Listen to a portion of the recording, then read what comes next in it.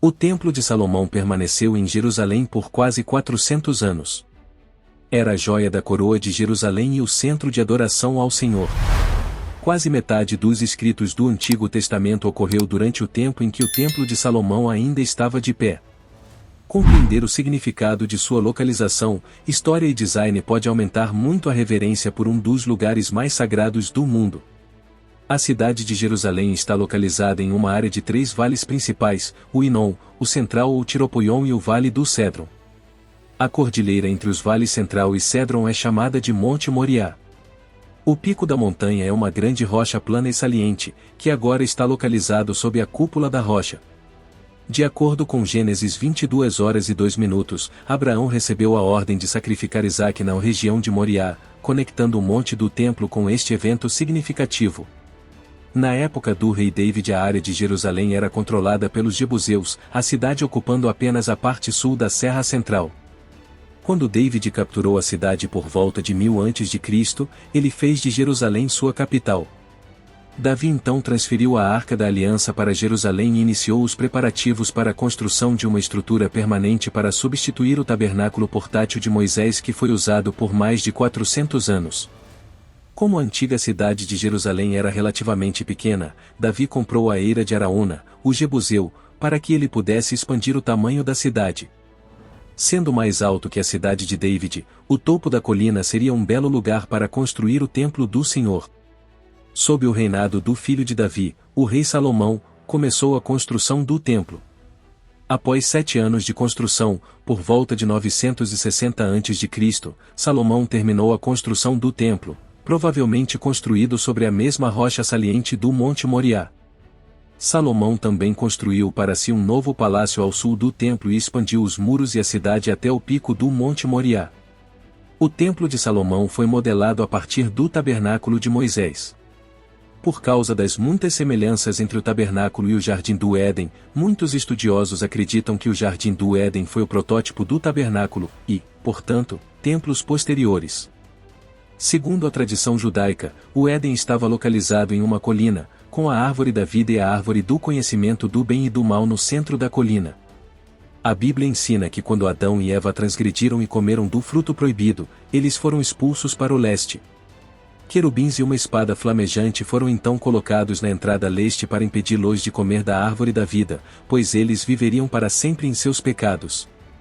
Para retornar à presença de Deus, Israel teve que refazer simbolicamente os passos de Adão e Eva, passando pelos querubins e reentrando no jardim na direção oeste. O tabernáculo foi estabelecido nesta mesma progressão de leste para oeste, parecendo replicar o Jardim do Éden. O tabernáculo foi dividido em 3 pátios principais, o átrio exterior, o lugar santo e o santo dos santos. A corte exterior representava o mundo caído, enquanto os tribunais internos representavam um modo de vida mais sagrado e sagrado. Em essência, à medida que o sumo sacerdote, que representava todo o Israel, progredia através do tabernáculo, ou templo, ele deixou o mundo para entrar em um estado mais sagrado, e então foi capaz de reentrar na presença do Senhor, passando pelos anjos ou querubins que estavam bordados no véu. O Templo de Salomão replicou esta mesma progressão de 3 níveis, duplicando o tamanho da planta baixa do santuário do tabernáculo para a estrutura do templo. Ao se aproximar do Templo de Salomão, a primeira coisa notada foi o altar de bronze do sacrifício. O altar tinha 20 covados de comprimento e largura, e 10 covados de altura, sendo um côvado o comprimento do cotovelo até a ponta do dedo mais longo, ou cerca de 1,5 metros. Nos 4 cantos do altar havia 4 chifres, chifres que muitas vezes reprimiam o poder. Este é o lugar onde os animais sacrificados foram queimados, representando o futuro sacrifício do Salvador Jesus Cristo. No lado sudeste do templo ficava o mar derretido ou de bronze, que descansava nas costas de 12 bois, 3 apontando em cada uma das direções cardeais. Antigamente, os bois representavam força, e o número 12 frequentemente representava as 12 tribos de Israel. A água do mar de bronze maior era despejada em 10 bacias de bronze em ambos os lados do templo, que poderia então ser rodado ao redor do pátio externo para várias lavagens e rituais de limpeza pelos sacerdotes. Ao redor dos lados sul, oeste e norte do templo havia 3 andares de câmaras ou depósitos. A parede interna das câmaras foi escalonada, de modo a criar uma saliência onde as madeiras dos pisos pudessem repousar. Os depósitos eram acessados por uma porta no lado sul do templo, com escadas de madeira subindo em cada um dos andares. Na frente do templo havia 2 grandes pilares de bronze que flanqueavam o pórtico. A coluna da esquerda chamava-se Boaz e a coluna da direita chamava-se Jaquim. Os topos foram decorados com pétalas de flores de lírio e romãs.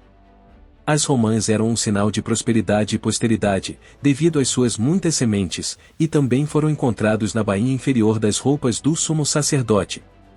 As portas principais do templo eram feitas de 2 grandes portas dobráveis coberto de ouro com querubins, palmeiras e flores abertas.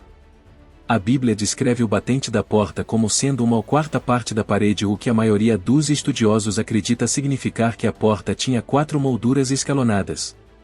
A porta interior do Santo dos Santos era semelhante, exceto ter 5 quadros em vez de 4. Os sacerdotes, que representavam Israel, eram os únicos autorizados a entrar no templo interno. Isto significa que Israel só poderia entrar sendo representado pelos sacerdotes. Depois de entrar pelas portas principais, você entrou no lugar santo, uma sala grande, com 40 covados de comprimento, 20 covados de largura e 30 covados de altura. A sala era revestida de ouro e decorada com querubins, palmeiras e flores abertas, possivelmente aludiu à beleza do jardim do Éden.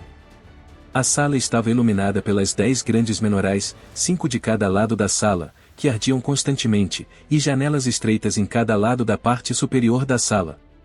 No lado direito da sala estava localizada a mesa dos pães da proposição, que tinha 12 pães grandes e achatados, semelhantes a pães pita. Os sacerdotes comiam e depois substituíam os pães da proposição todos os sábados, semelhante à nossa participação semanal da comunhão ou do pão sacramental. Partir o pão e compartilhar uma refeição com alguém nos tempos antigos representou que você estava em paz com eles e foi um sinal de fraternidade, amor e perdão. Diretamente em frente ao Santo dos Santos estava o altar do incenso. O altar era semelhante ao altar do sacrifício porque tinha uma área quadrada, e também tinha 4 chifres, um em cada canto. Porém, no altar do sacrifício era queimada a carne dos animais, enquanto sobre o altar do incenso queimava uma doce combinação de incensos. O incenso queimando diante do véu do templo representava as orações dos santos ascendendo a Deus antes do véu. Um lembrete de que antes de podermos entrar na presença de Deus, nossas vidas, orações e ações devem tornar-se um cheiro suave para o Senhor. Somente o sumo sacerdote podia entrar no Santo dos Santos, e apenas um dia por ano, o dia da expiação. Antes de entrar, o sumo sacerdote passava por um véu lindamente bordado tecido com fios roxos, vermelhos, azuis e brancos. As cores eram as mesmas usadas no éfode peitoral da vestimenta do sumo sacerdote, menos o fio de ouro. Bordados no véu estavam querubins, que simbolicamente guardava a morada de Deus. À medida que o sumo sacerdote passava pelo véu, ele tinha que passar por esses anjos, que, como no jardim do Éden, guardavam o caminho de volta à presença do Senhor.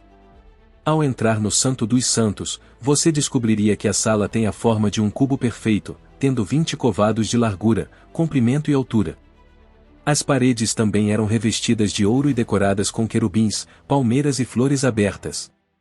2 grandes querubins flanqueavam a Arca da Aliança, que ficava no centro da sala, com suas asas se estendendo de um lado a outro da sala. Esta sala é onde a presença do Senhor habitaria e representou o objetivo final e o destino de todo Israel.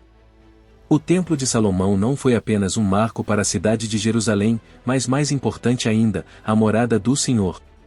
O layout representava a progressão de Israel de volta à presença de Deus e foi projetado ensinar a Israel que isso foi somente através do sacrifício infinito do Messias sem pecado, que pudessem mais uma vez desfrutar da presença do Senhor.